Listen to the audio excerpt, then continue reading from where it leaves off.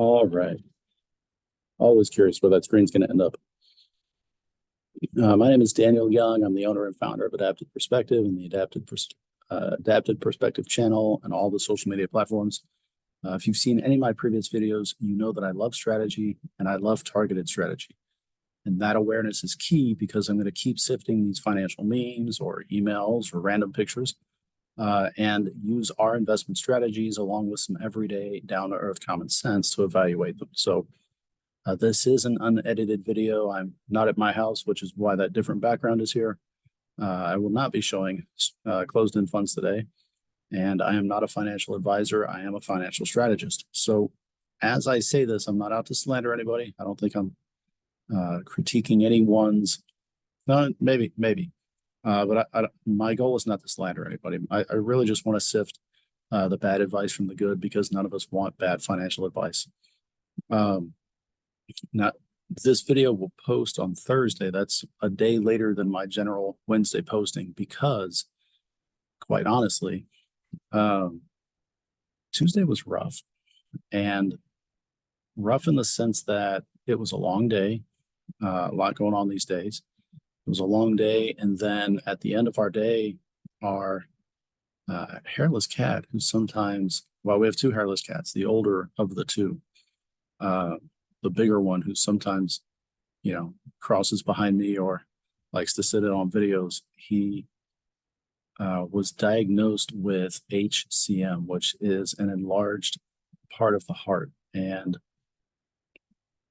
he was essentially living in heart failure, monitored, and with medication could have lived until he was 15 plus, or could have died the day after we got told that he had HCM. And Tuesday night, right about the time we all generally get ready to go to bed, he went from sitting to trying to walk, and he was not walking. And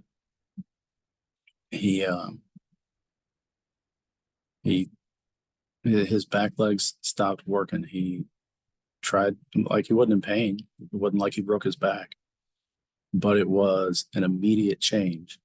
And we rushed him off to the emergency vet, pretty much knowing the outcome. They do some testing, and which this is not financial related, but it is financially related.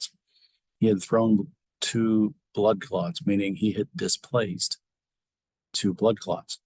One of those ended up at the artery that feeds his spine and his lower body, and the other had landed in his right arm, and he lost the use of his paw, and he lost the use of his back legs. And in cats, there's no fix.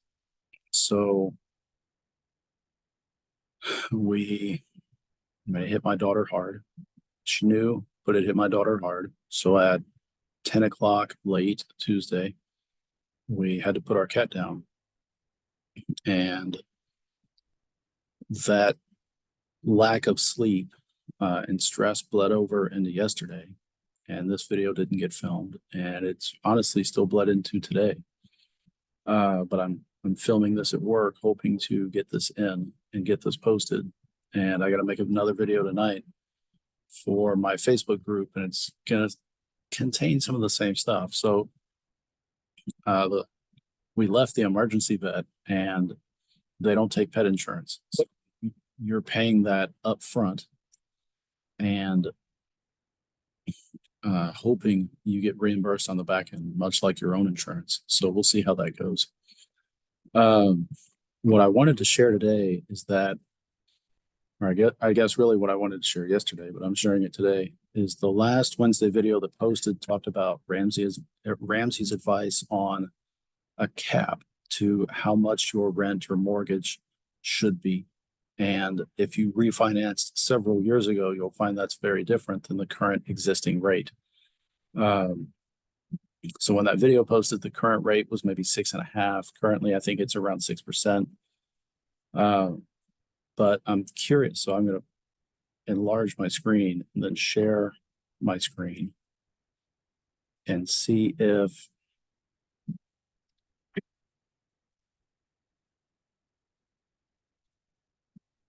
well, this is my home screen in my computer. But if you bought a house now, could you actually afford a house now? I mean, this is older data. So, I mean, maybe that's your rate from just 3 years ago. Yeah, this is on a 7% loan. I mean, you can buy it down to 6.5. Currently, it's about 1% less, but that's not going to do a ton to your overall payment. I mean, the other part of this is your home worth that? You might not think it is, but with the current inflation rate, that's the cost of your home because that's the cost of what it would. It's the cost of what it would be if you bought it today. Now, you can disagree with that all you want. I mean, all of us want to see the increase in home value. None of us want to see the increase in taxes. Here, gosh, I can't. I mean, I cannot fathom. I showed what our rate would be last video, but if you take the cost of your house, so you've got your mortgage, right? Your principal, interest payment, your all the stuff that's escrow. So you have your principal and interest plus your property taxes, your MUD, the utility, like what all of that, right? And you also, in theory, add your homeowners association if you have one. So all of that together more than 25% of your overall take home, or or are you under Dave Ramsey's 25%? I don't know if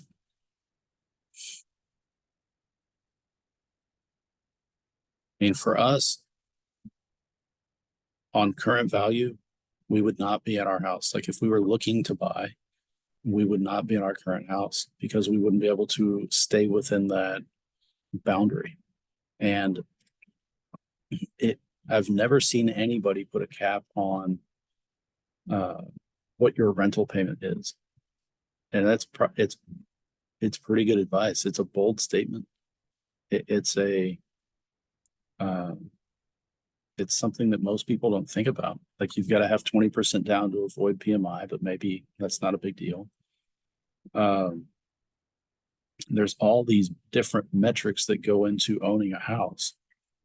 It really does explain why a lot of people get overdrawn when they buy a house, because you might have the money, and I mean it's up to the bank and they're doing their due diligence to see if you can afford the house. But I know there are people close to where I live that own these grand mansions, or what I would determine a mansion, sprawling house, larger tract of land, like a 2 to 4 acre plot with this, gosh, like 6,000-7,000 square foot house, and they don't have anything in the house because they can't afford it because they're paying this massive loan. That's on a 3 to 4% loan. I can't imagine a 6 to 7% loan on a $500,000 house.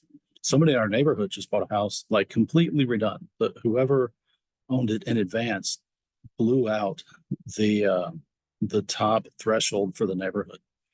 We fixed up our house and fixed it up decently well.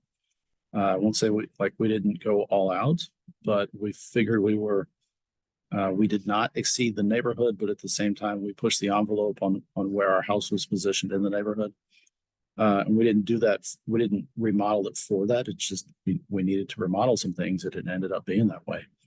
But then when this house posted at like 100 grand, 150 grand past the general threshold of the neighborhood, when loans were, when it was 7.5% for a brand new house, it was like, wow, that's impressive. It's like I hope they do well, and I hope they sell it, because that would maybe increase everybody's property value, but at the same time, I don't want to pay the taxes off that increase in property value. But at this point, I'm kind of rambling. So, really, it's can you stay? Really, question is, with the existing rates, if you were looking for a house, would you be able to be below the 25% threshold? And if you're in your house, right, like you're not moving, you're in your house, how far over that 25% threshold are you? Or are you under the 25% threshold? I mean, 25, there's not much different between 25 and 30, so long as you can afford it. But the overall value of your house is going to continue to go up. So it's really going to push, it's going to push and push and push that threshold higher. Whereas your income may not exactly keep up with that. So it's more of something to be aware of. So if you like this content, I mean, it's a short video, but if you like the content, consider subscribing to my channel. Hit the like button, head over to Facebook, check out my group there called Navigate Your Finances. I'll be posting content for that video, for that group in that video tonight. So whatever you have planned, my bell's going to ring soon. So if you hear this jarringly uncomfortable bell, yep, there we go. Been at the same school for forever. Every school has their own bell. That bell has always been the bell for the school, and I hate the bell. But such is life. So whatever you have for the week, I hope it goes well. Whatever you have for this weekend, I hope you get some rest. Just remember, you are the captain of your ship. And if you're not going to steer that boat will be steered by everything else but you. So take command, take charge. You really do have the power to change your life and your financial future, right? You just got to act on it. So be the captain your ship needs, be the captain you need, right? Make it happen. Take ownership and go with it. And yeah, that's all I got. So this is Daniel Young signing off. I will see you all in another video. Bye-bye. Can't end this video. All right. Bye-bye.